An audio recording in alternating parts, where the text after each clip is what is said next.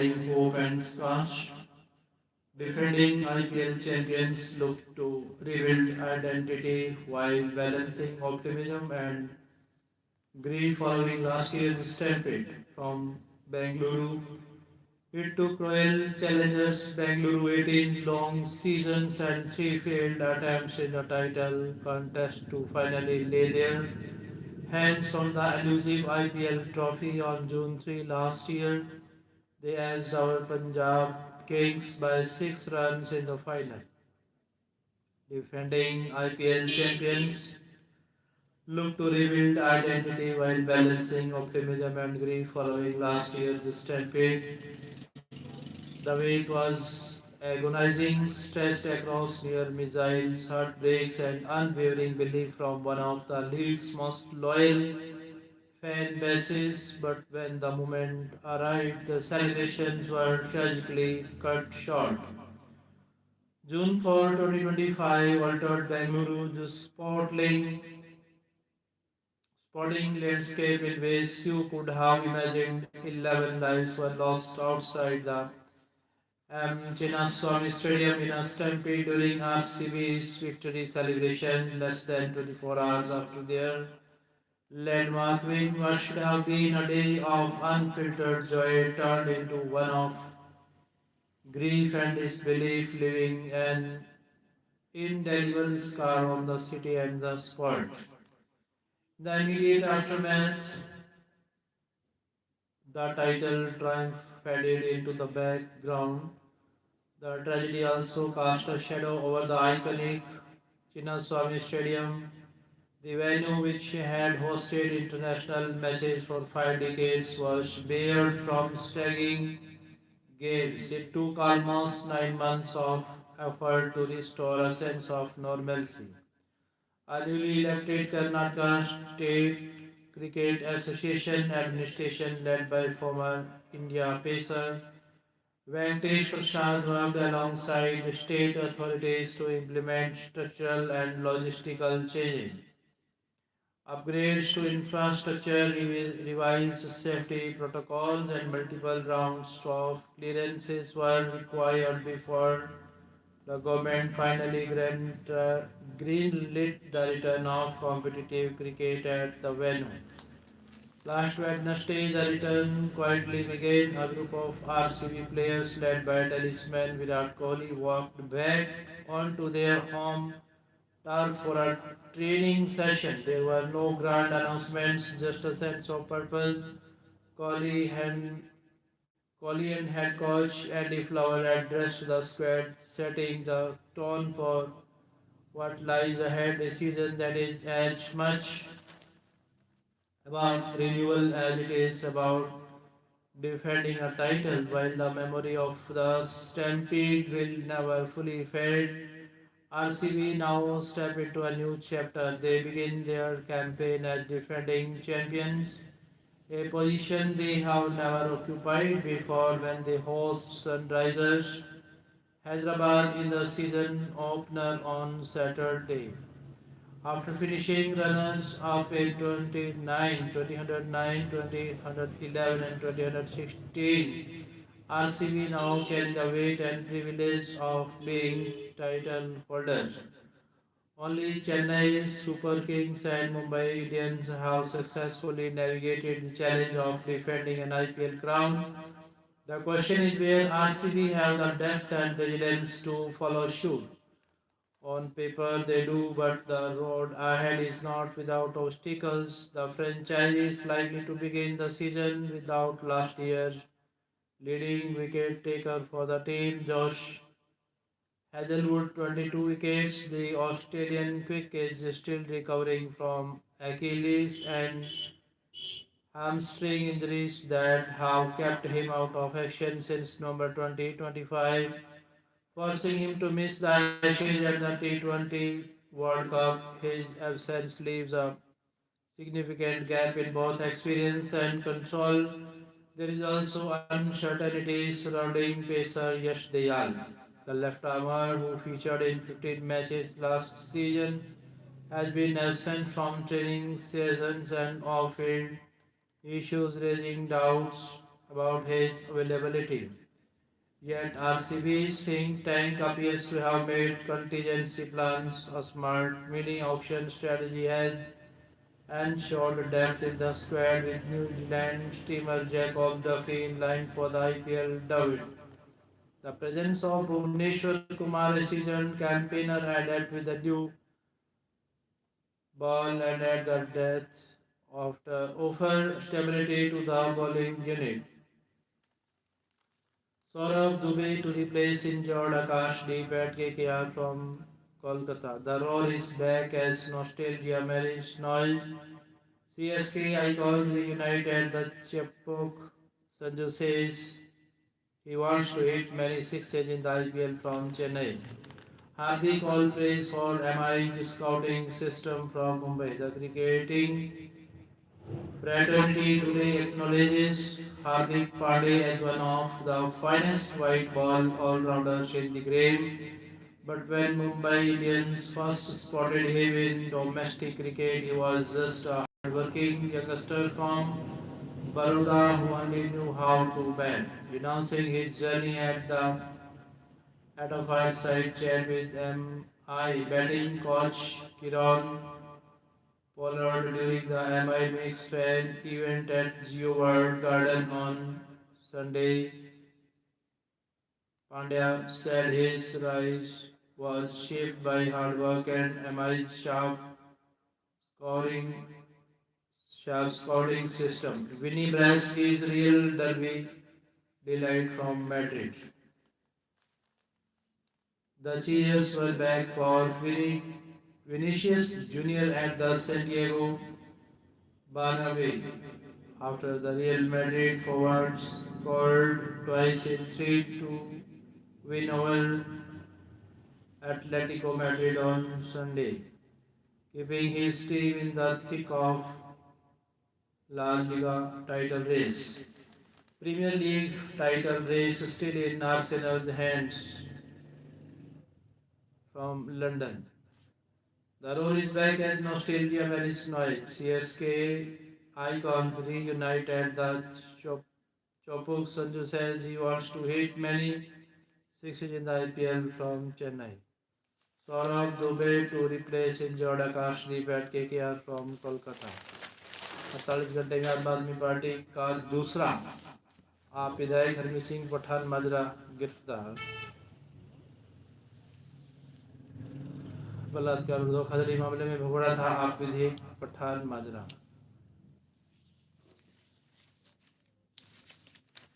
इससे पहले 23 मार्च को हुई थी लालजीत बुलर की गिरफ्तारी। गगनदीप सिंह रंधावा आत्महत्या मामले में बुलर की हुई गिरफ्तारी। पंजाब 48 घंटे में आम आदमी पार्टी का दूसरा विधायक गिरफ्तार। आप विधायक हरमीत सिंह पठान माजरा गिरफ्तार। Poetry humanizes us in violent times. Universities around the world are shutting down humanities programs, saying they don't lead directly to jobs. But education is not just about employment, it's about shaping thoughtful, ethical, and empathetic human beings. Poetry, philosophy, and music humanizes. Poetry makes us think, and what makes us think guides us. A poem is a hazard's attempt at self-understanding. It's the deepest part of autobiography. Poetry is an ordinary language raised to the ninth power. In any language, poetry is the most distilled form of that language. What's stated in a poetry way always strikes deeper and more effectively.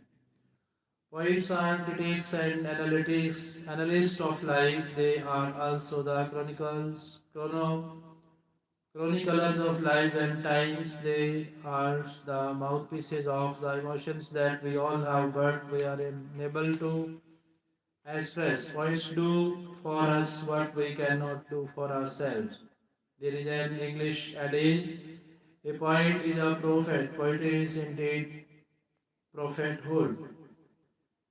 The, the way poetry motivates and inspires all of us. Nothing else does.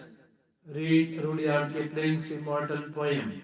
If recalling the poem makes us feel intrinsically good, if you can fill the unforgiving minute with 60 seconds worth of distance run, yours is the earth and everything that's in it, and which is small, you will be a man, my son. Or read Patricia A. Flamingo's poem, What Life Should Be. The immortal lines of the great Persian poet Daki, which he uttered in ancient Persian days as Queen Min Taftan Na Nafrat An Begum Janed Saz Fajiadan Failur Rikab. How can I hate anyone when everyone is my extension? When John Donne says, any man to death diminishes me because I am involved in mankind. We think with the poet and empathize with all our differences dissolve. Poetry makes us unempathetical, empathetic and humane in times of raising global wars. These lines assume much greater significance, and we must ask ourselves how we can hate anyone when all are our extensions and rhythms are, um, are warmongers listening. Are they benefit of combustion? Don't they feel the prick of conscience? Ponder what the Pakistani Urdu poet John Elias says, जंग की इतनी ही दरकार है अगर इंसान तू अपने आप से जंग कर if war cannot be avoided at all you would better fight with yourself. This fight is metaphorical. You fight with your conscience and get the reply that any war is futile. After all, the voice of conscience is the voice from the cosmos. Sahir Ludhianvi's poignant Nazam, ए शरीफ ईसानो चलती जंग चलती रहे तो बेतार है.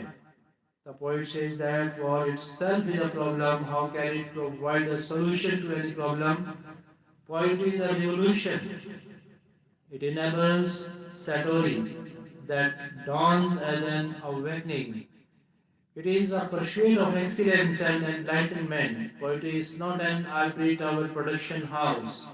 It's a manifesto of ground realities. Urdu and Persian poet Nashatar, Nashapuri shared, रहूं ना रहूं मैं रहूं ना रहूं फिक्रा रही होगा मेरी शायरी का जिक्र होगा मेरी शायरी का जिक्रा को ही कोई.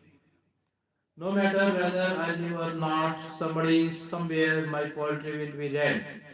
Poetry is balm for weary souls. In turbulent times, poets have a far greater role to play in assuming humanity's frayed nerves and providing a definite direction for misguided humans. The Khalsan Pool and excursion in the time of war. Flight paths. Costly jet fuel may drive up airfares briefly, but lack of competition is a real long-term risk to Indian aviation. Indian pulled its, Indian pulled its airfare cap yesterday without a price surge. Big question now is what happens next month when jet fuel's prices are revised. If US and Iran if US and Iran achieve total resolution of hostilities, as Trump has hinted, price pain might not arise. Crude slide below $100 within minutes of Trump's announcement yesterday, and if peace prevails and Hormuz Strait reopen, it will trend back to its pre-war level. But if fighting resumes, all bets are off. Don balls are दूसरा Is his pause the beginning of the end of the Iran conflict or just the end of the beginning? Trump's abrupt pivot on targeting Iran's power and energy infra, marked by a 5 day pause, has landed like a pressure valve release on a world bracing for escalation. The reaction was swift and telling. Oil price, the ever nervous barometer of geopolitical anxiety, exhaled. Can Trump bail out Trump? Can Trump bail out Trump? His Iran statement is designate. His Iran statement is designed to manage tension and reassure Americans. Deliberate ambiguity strengthens his position but also heightens regional instability. Trump's statement yesterday on talks with Iran has sent a fresh tremor through the already volatile tectonic plates of West Asia, a region where pressure rarely dissipates, only shifts. His claim that very good and productive talks have been held towards a full and definitive resolution of our hostilities in the Middle East, coupled with the announcement that military strikes on Iran's energy infra have been postponed for 5 days, appeared at first glance to offer a fleeting pause in escalation, yet in the theater of international relations, especially when dealing with a leader who treats unpredictability as a strategic instrument. The real story lies not in what is said, but in when, how, and why it is said. To understand the weight of this announcement, one must rewind through rapid fire developments that preceded it. In the days leading up to Trump's statement, Washington had intensified its calls to NATO allies as well as partners like Japan and South Korea, urging them to ensure that Strait of Hormuz remained open. At the height of these tensions, reports surfaced alleging that Iran had launched an attack on the US UK military base at Diego Garcia, located nearly 4,000 kilometers away in Indian Ocean. Tehran's swift brutal dismissing the incidental as a false flag operation only deepened the fog of uncertainty in a region where perception often rivals reality. In strategic importance, such competing narratives are central to the unfolding drama. Iran's allegation of a false flag operation introduces a critical dimension to the crisis. The erosion of trust not only between adversaries but also among allies. Tensions between Washington and Tel Aviv have reportedly been simmering, with differing calculations about how far to push Iran and when. In this context, Trump's decision to personally seize the diplomatic initiative and position himself as the manager of the Hormuz crisis is telling. It is less an act of de-escalation and more a projection of control, a signal that he intends to dictate the tempo of events.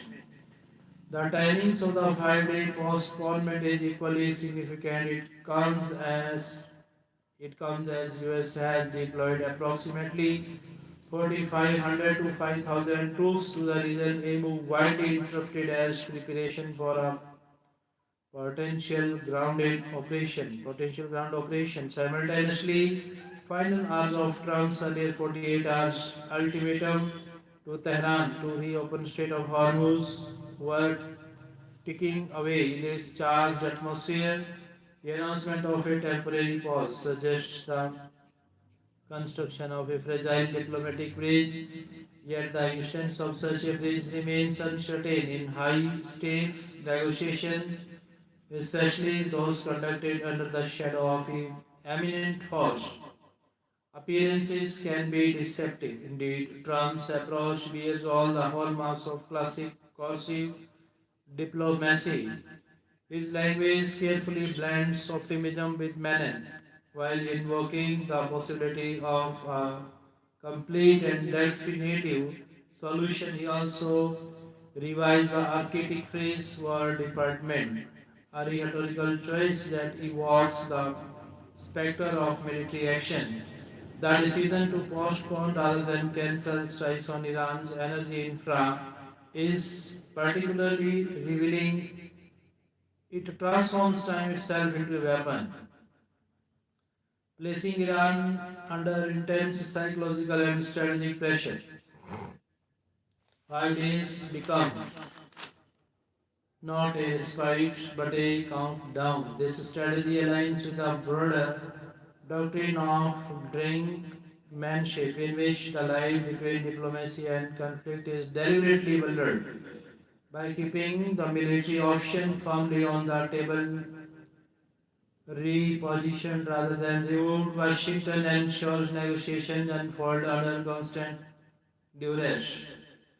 The conditional nature of the postponement, explicitly tied to the success of the talks, reinforces this dynamic. Should discussions falter, escalation is not just possible, it is pre authorized. At the same time, Trump's calibrated retreat carries implications beyond the immediate crisis. Domestically, it allows him to project the image of a leader committed to peace, particularly at a moment when rising energy prices are straining public sentiment. Internationally, it sends a dual message: reassurance to markets that catastrophe may yet be avoided, and a stark warning to Tehran that the window for compromise is rapidly closing. This interplay of reassurance and threat creates a carefully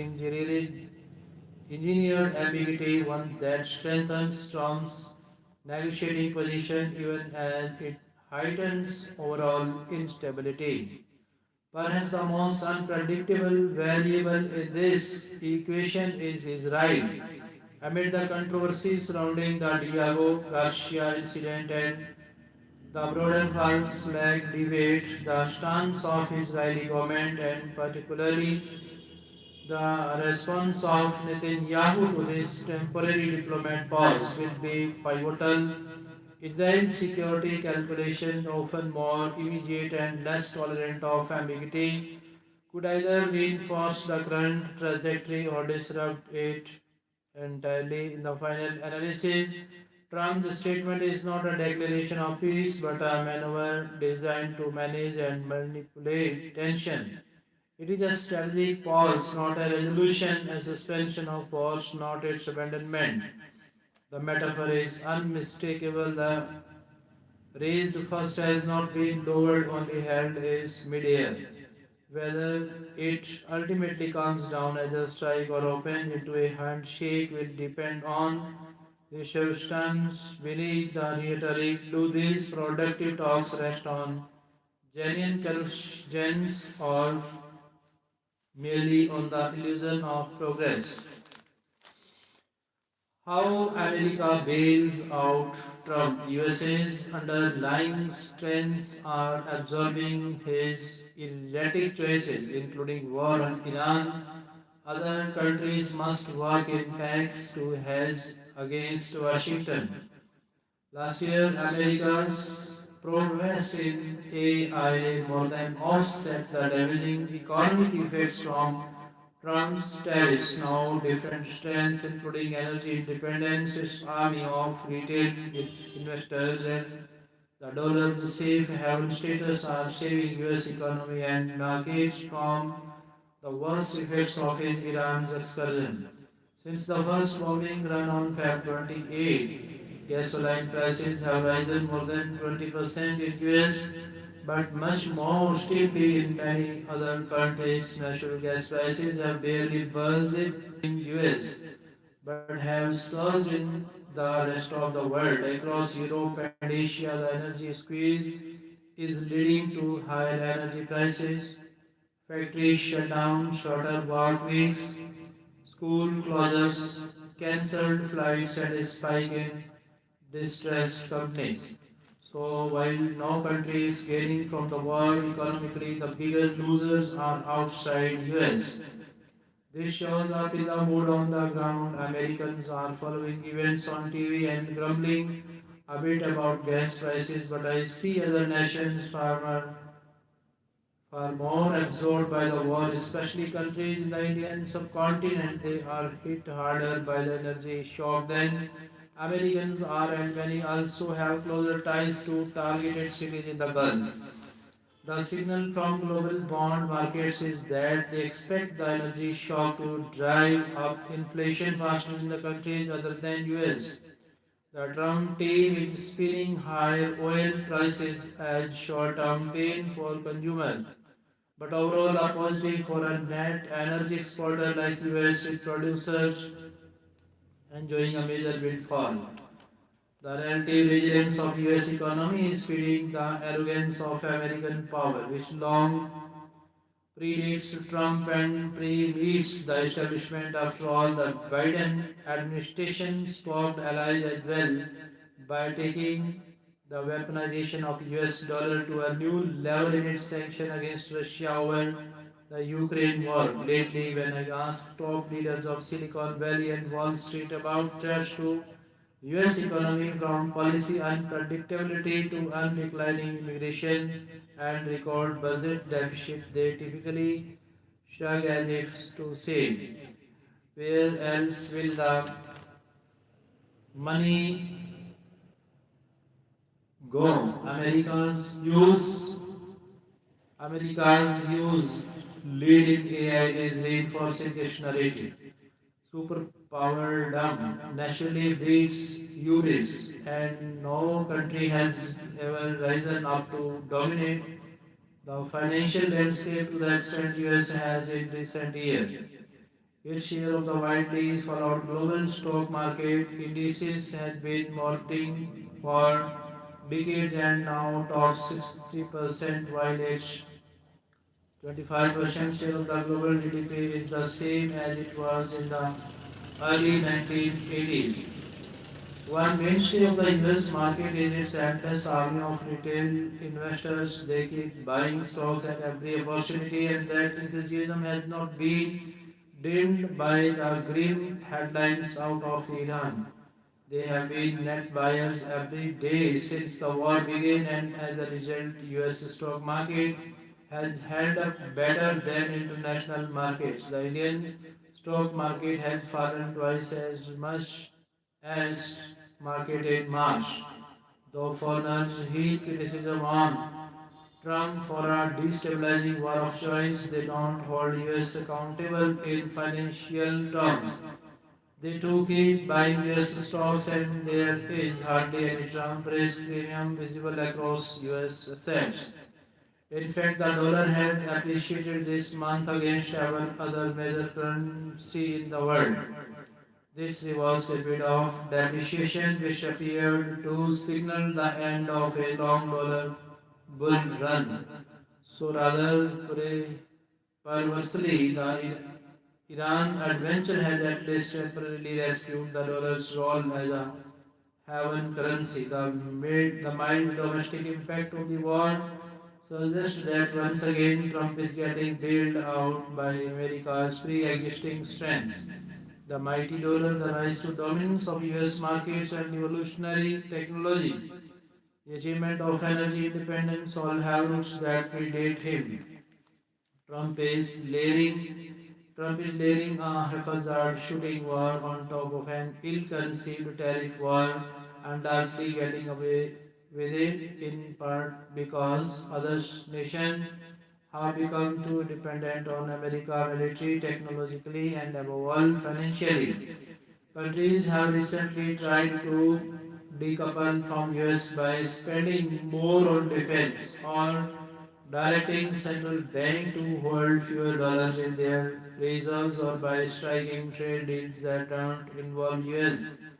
But the lopsided economic fallout from the Iran conflict shows that they need to do a lot more. The law of the jungle prevails and the best way for smaller powers to survive in an environment where might makes right is to work in a net. Nations could form bargaining coalitions to respond to tariff threats rather than let Trump forces deals on one overmatched target at a time. Europeans could focus more on creating a unified military structure and spend more on establishing energy independence rather than building oversized welfare states. Many nations could strengthen their own financial markets by encouraging domestic investors and sovereign wealth funds to invest more at home rather than shipping national savings to US. Until Trump faces serious domestic blowbacks from his various wars, he will keep exercising American power in an unbridled way. A significant section of MAGA Republicans back the Iran campaign, so other nations can't just hope for a base revolt. They need to do more strengthen themselves collectively and individually, or they will keep suffering more damage from the whims of an erratic US leader.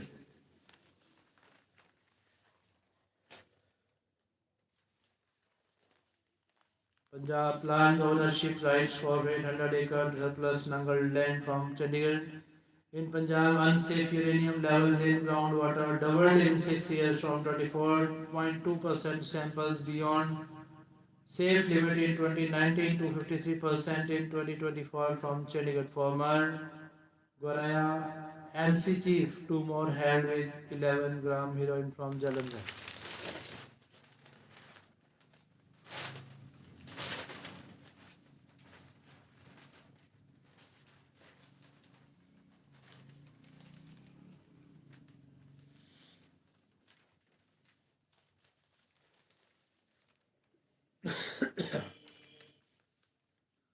Differences on people issues were dealt with maturity. HDFC CEO. Bank system liquidity sees first deficit in 26 from Mumbai. Indian household hold 15-ton dollar worth of gold, Kotak report from Mumbai. Wipro sets up innovation labs in South Korea, expands based from New Delhi. Infosys streams work from home, boosts office days with 10-day rule from Bangalore. Gold tumbles 9,050 rupees in single session, slide from New Delhi. Iran crude oil paced to India above Brent pricing. Report Indian refiners are keen to buy Iranian oil and LPG to meet supply gap from New Delhi or Singapore. Reeled as oil fires dollar rally from Mumbai. Dalal street slides and sell-off gathers for crude prices, surge triggers risk of panic from New Delhi. 857 Tateri links taken down in police crackdown from Chandigarh. Have you outsourced your thought process when we have access to information on our fingertips? We don't engage in the productive struggle necessary for developing crucial skills. This is slowly eroding our critical thinking pathway. In response to this important concern, the Times of India has partnered with leading institutions like IIT Delhi, people in Punjab, disillusioned city, people in Punjab, disillusioned cite Haryana model, says Saini from Hisar. Haryana Chief Minister Nair Singh Saini on Monday criticized the Punjab government, alleging that people are displeased with unfulfilled promises. Speaking to media persons after inaugurating an agriculture fair here, Saini claimed that some residents of Punjab are citing Haryana's development model and welfare scheme as example. He said the Haryana government has implemented several initiatives benefiting farmers, traders, women and youth and ensuring direct delivery of benefits, referring to a recent policy for traders. Saini said it has helped reduce litigation and improve ease of doing business. He added that the double engines government at the center and in the state remain focused on public welfare and development. On a query regarding new registration rules during crop procurement, the Chief Minister said officials have been directed to simplify procedures to ensure farmers do not face inconvenience. Agri Fair, a celebration of innovation, CM says from Hisar. Rana CM Narsingh Sally on Monday said on agriculture fair is not merely a platform for the exchange of technology, but a celebration of farmers' hard work, dedication, and innovation, emphasizing Haryana's significant contribution to the nation's food grain pool. He called for greater adoption of digital agriculture, drone technology, and climate smart farming practices. The CM was addressing a gathering after inaugurating the two-day Kharif Agriculture Fair at Chaudhry Charan Singh Haryana Agriculture University as the chief guest. Agriculture Minister Shyam Singh Rana attended as the guest of honor while Vice Chancellor Baldev Raj Kamboj presided over the event. Farmers protested swiftly over deal from Kurukshetra Buddha flags law and order fuse also from Rohtak. 50% 2029 tickets for Yosain early Jane. Teen injured in attack by two dogs from Rohtak. Rights panel 6 reports on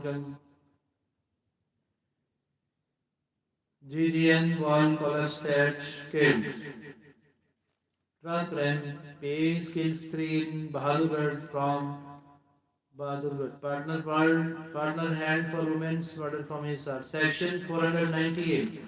A conviction not always moral turpitude. High Court says from Chandigarh, the Punjab and Haryana High Court has made it clear that a blanket rule treating all Section 498 a harassment for dowry convictions as morally dubiousness is legally unsustainable. High Court was of the view that the concept of moral turpitude depends on the nature, context, and gravity of the act, not merely the existence of a conviction. With all humanity at my command, a careful distinction becomes necessary on the one hand between the genuine cases of egregious dowry-related cruelty which shock the collective conscience of the society as a whole, and on the other hand, prosecutions arising out of essentially personal dispute within the precincts of the matrimonial home, which may culminate in compromise, acquittal, or even conviction based on findings of only technical or marginal cruelty. Justice Sandeep Mangoli of the HC has had in his detailed order. Justice Modgil also explained that categorization of a particular case under section 498A IPC may or may not involve moral turpitude, depends on its own facts, and is always debatable. And reasonable people may offer on that question. What cannot be accepted, however, is any general rule that ever offense under section 498A IPC by its very nature must automatically be translated into an offense involving moral turpitude for the purpose of civil consequences such as employment, promotion, or higher education. Justice Mudgil passed these orders while allowing a writ petition filed by a Brahmjit Koshal, a former branch manager, challenging his discharging from service by a public sector bank. Koshal had been convicted under Section 498A IPC in a matrimonial dispute dating to 2000 while being acquitted of four serious charges under Section 304B dowry and 106 IPC. Following the upholding of his conviction by higher courts, the bank terminated his services in 2019, citing rules that bar employment of individuals convicted of offenses involving moral turpitude.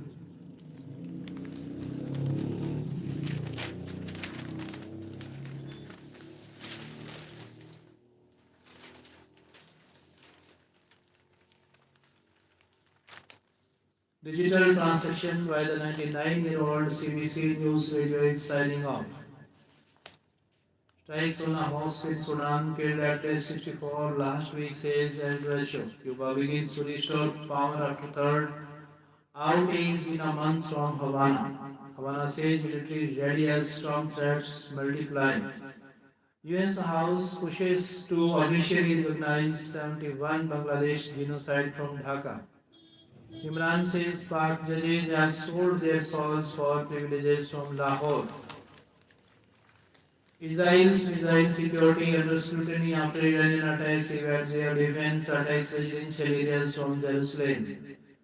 Few sites in Israel are better protected than its main nuclear research facility and reactor 8 miles from the towns of Damona in the southern Negev desert. So when two Iranian ballistic missiles crashed into residential neighborhood of Damona and another nearby city, Aril, on Saturday night, evading the country's vented air defense, even battle-hardened Israelis seemed rattled by the scenes of the destruction. China use of force will lead to a vicious cycle from Beijing. Iran executing sentences in cases against Jain protesters from Dubai. UK's nuclear-powered submarine positioned in Arabian Sea report says no evidence. Iran targeting Europe with missiles, UK says from London. Japan may deploy minesweeper post ceasefire in Hormuz from Tokyo. Strait of Hormuz open to friendly nation Iran's envoy to Sri Lanka from Colombo. Trump extends deadline for strikes on Iranian power plants. US talking to respected leader would take uranium if deal reached from Dubai. US President Donald Trump on Monday said the US was talking with a respected Iranian leader and claimed the Islamic Republic was eager for a deal to end the war. He also extended a deadline for Iran to reopen the crucial Strait of Hormuz for phase attacks on its power plants, saying it has an additional 5 days. Trump's turn around.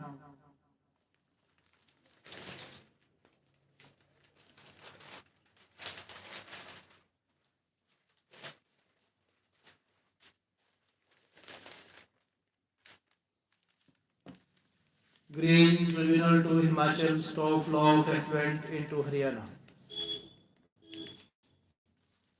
Himachal peaks snow-clad mid-hills drenched, clear skies ahead from Shimla. Renovated Shraddhanjali Sthal Army Museum from Shimla.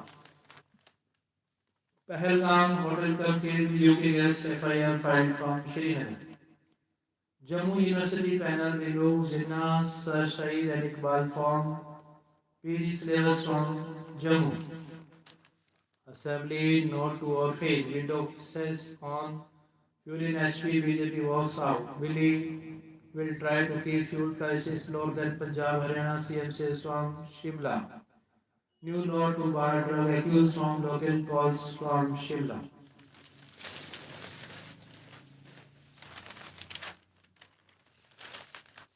Hidden clauses in student insurance you can't ignore.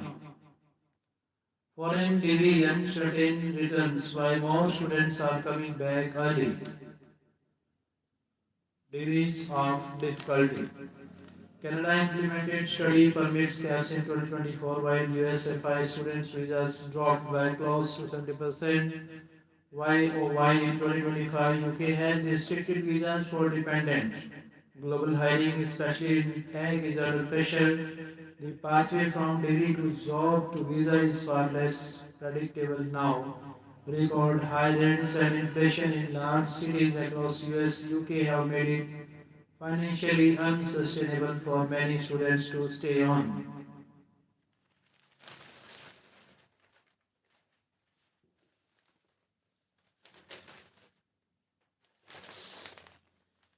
Inside the long waiting search for India's forgotten adopters.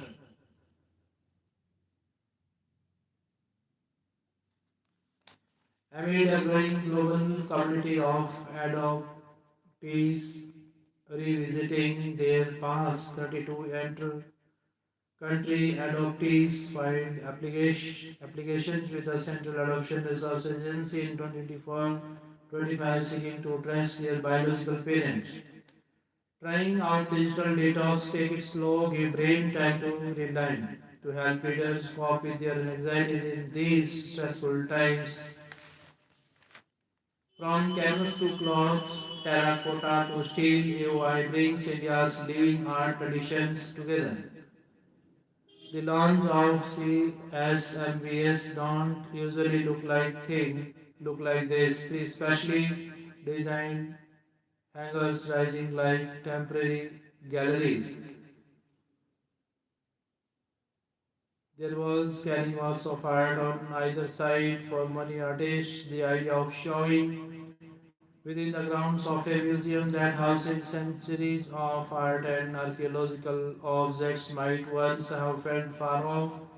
For the Mumbai leg of Art of India, that dream is now a reality as the launch opened out into a week-long public exhibition space for its 15th edition at the inauguration of AOI on Saturday evening. Union Minister Nitin Gadkari spoke of art not as something confined to galleries, but as something that runs through everyday life in the crafts and traditions of how people live and create in India across districts, lifestyles, food habits, clothing and cultural practices differ, music and entertainment traditions also vary. Across the country, every state has its own specialty. Our history, culture and heritage are the most important sources of inspiration and motivation, said Gadkari, building on that idea of Indian arts ubiquity, bringing the north, south, east, and west, and making a vast nation feel closer. Artist Paresh Mati said, art should be public, not just in a private place. Indian art has been public for centuries. Ajanta, Ellora, Konark, they are all public art. This plays out just as clearly across the walls on display at AOI, which carry traces of the regions and traditions they come from, sometimes through the materials used and sometimes through what it depicts.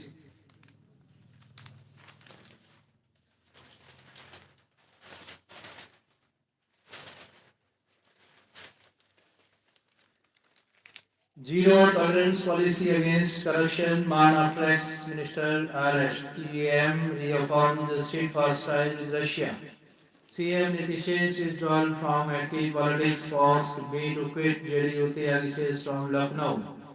TN seat back AIA DNK 56 seats to BJP PMK AMMK BJP allotted 27 seats, 18 for PMK and 11 for AMMK from Chennai.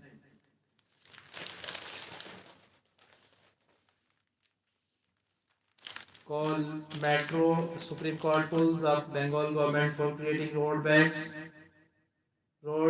says don't politicize everything from New Delhi. IAF staffer held for passing missile fighter jet into a park. Two Indian LPG tankers sailed through strait from New Delhi. Closely following developments in West Asia, India says from New Delhi, talking measures to address war implications on flight offs, flight operations, government says from New Delhi. Modi stresses on diplomacy and dialogue to end West Asia conflict. Government making continuous efforts for safe passage of Indian ships, PM says from New Delhi. Prime Minister Modi on Monday said the difficult global conditions caused by the West Asia conflict are likely to persist for a long time and called upon the nation to remain prepared and united just as it had stood together during the COVID-19 pandemic.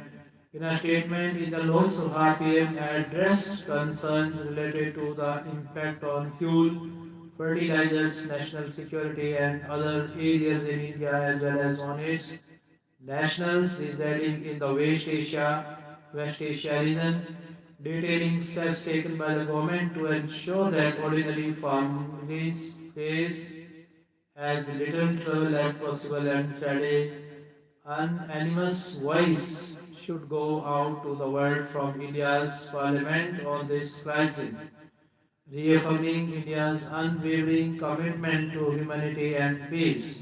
The Prime Minister said the dialogue and diplomacy remain the only path to resolution and every Indian effort is directed at de-escalation and the cessation of hostilities, informing the House that he has engaged with all relevant West Asian leaders and asked them to reduce tension and end the conflict.